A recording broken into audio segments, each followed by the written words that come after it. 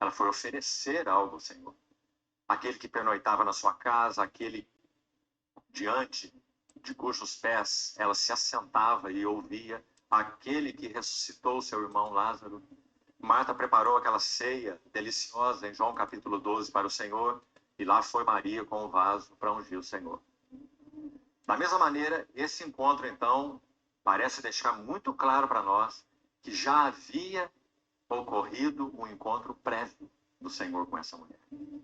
E agora, então, ela soube que o Senhor de novo está ali naquela cidade, a cidade dela. Então, o que diz o texto, o verso 37 é, sabendo, está vendo? Sabendo que ele, que precioso esse ele, nem necessário foi citar de novo o nome de Jesus. Porque para essa mulher ele é ele. Ele é aquele. Então, sabendo que ele estava à mesa na casa do fariseu, veja, levou um vaso de alabastro com unguento. E assim como citamos o exemplo de Maria, esse, sem dúvida, é um pequeno tesouro. Esse vaso de alabastro com unguento, assim como era o de Maria de Betânia. Então ela entra na casa do fariseu e essa é uma atitude impressionante. Nós vamos ver aqui, e no verso 38, já vamos comentá-lo, atitudes que socialmente falando seriam consideradas indecorosas da parte dessa mulher. Primeiro, ela não foi convidada para esse jantar. Mas estudiosos que comentam esse texto, é interessante, porque isso é uma indagação que ocorre na mente de todos nós. Como que essa mulher entrou nessa casa? Será que o fariseu não tinha lá um vigia na porta? Né? Um guarda-costas? Então, nesse contexto, nós vamos entender que esses jantares eram, de certa forma, abertos. Sim, havia convidados, mas, digamos, as portas estavam abertas. Se alguém mais quisesse participar, ouvir aquele rabi, e sem dúvida esses fariseus convidavam muitos rabis para esse jantar, muitos rabinos. Então, se alguém se interessasse e quisesse estar ali para ouvir aquela pessoa, ele teria porta aberta, ele não teria portas fechadas. Mas uma mulher nesse ambiente, e uma mulher pecadora, uma mulher meretriz. Meus irmãos, o que está acontecendo aqui? Essa mulher não se contém. Então ela irrompe para dentro da casa do fariseu. Imagina os outros olhando para ela. Aliás, nós temos o olhar desse fariseu para ela, está descrito aí. Não é? Nós vamos chegar lá. Então ela irrompe para dentro da casa do fariseu, porque ela tem algo a dar para aquele que é o seu ele. Você se lembra quando Paulo escreve as suas epístolas finais, que são as epístolas para Timóteo?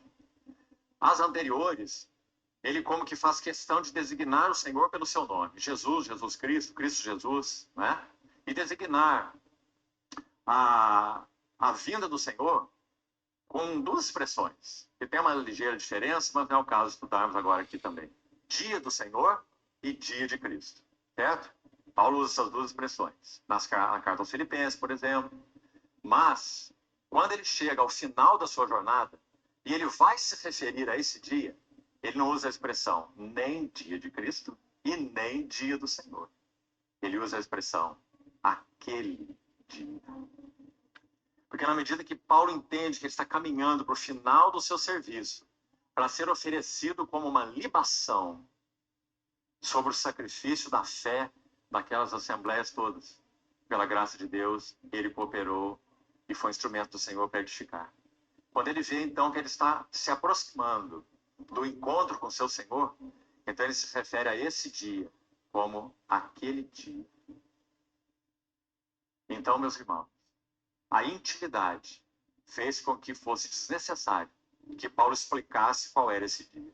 A intimidade com este dia. No coração, na devoção, nos sentimentos, nos desejos.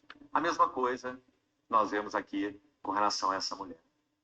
Para ela, ele não é Jesus Cristo o Messias, unicamente. Ele é aquele. O ele na vida dela. Sem dúvida, essa mulher teve muitos eles na vida dela. Todos eles foram predadores com relação a ela. Todos esses eles a exploraram. Eu queria fazer um comentário desse eles. Ele está dando exemplo da mulher, mas esses predadores não se refere só ao homem, se refere às mulheres também. Quem não nasceu de novo acaba tendo um relacionamento que é predador, porque aquele que não tem Cristo, ele está à mercê de depredar o outro. Porque o inimigo invade a mente daquele que não nasceu de novo. E quem nasceu de novo não percebe a invasão do inimigo. O Espírito Santo não faz isso, mas o inimigo faz. Então, um filho, uma filha, de repente, ela é predadora do próprio pai, da própria mãe. Assim como o pai e a mãe pode ser predador do filho, da filha. Um amigo pode ser predador do outro amigo, do sócio. Porque esse termo predador é porque essa pessoa está ouvindo o espírito maligno porque ele não tem a proteção do espírito benigno. Ele está desprotegido, ele não percebe. E quem nasceu de novo tem discernimento, mas o outro não entende. E isso é muito sério. Por isso que nós temos aí mais do que um ano e meio em termos de redes de internet, redes sociais, a nossa academia. É para que as pessoas conheçam a vida espiritual, reconheçam que tem no melhor das condições um religiosismo. Tem alguns que também não tem nada a ver de religião, são os ímpios ou ateu. E nós estamos aqui para não é julgar ninguém, mas é testemunhar Cristo em nós. Só quando você fala testemunhar Cristo em nós, as pessoas já querem dizer que você está se achando o máximo. E não é. O cristão verdadeiro, ele tem que testemunhar Cristo. E ele é o primeiro a saber que ele é um trapo de imundície. Porque a questão é espiritual. Ela não é natural, ela não está ligada a esse mundo, ela está ligada ao reino de Deus. Vamos escutar o Romeu. Mas agora ela encontrou um ele. Sabendo ela que ele estava à mesa, na casa de fariseu. Esse ele é com E maiúsculo, esse ele é Cristo.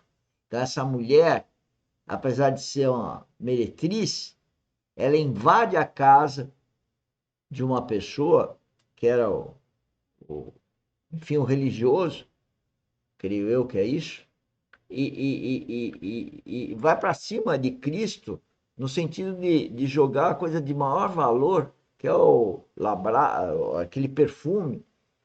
E ele vai continuar explicando isso para a gente. Mas é uma mulher que a sociedade não dará nada para ela, é uma meretriz. Mas ela encontrou ele. E, portanto, para Deus, ela, como vocês vão ver, ela é muito mais do que o fariseu que a condenava. Fique vendo a história. Então ela irrompe para dentro daquela casa e veja o que ela faz. Vamos ver o que seriam as atitudes indecorosas para essa mulher. Verso 38. Estando por detrás aos seus pés. Que lindo, amados irmãos e irmãs. Lucas enfatiza, sobretudo, no seu estudo do Evangelho de Lucas, atente para isso, ele enfatiza os pés do nosso Senhor Jesus. Mais do que qualquer outro evangelista. Sabe por quê? Porque o foco de Lucas é o homem perfeito de Deus. Não é? Mateus coloca foco no rei, Marcos no servo, Lucas no homem e João em que ele é Deus, o Filho de Deus. Não é assim? Então, Lucas enfatiza os pés do Senhor porque ele vai traçar no seu evangelho os caminhos do bendito e santo Filho de Deus. Então veja, somente nesse texto que nós estamos lendo, dos versos 38. Até a última menção dos pés está aqui no verso 46.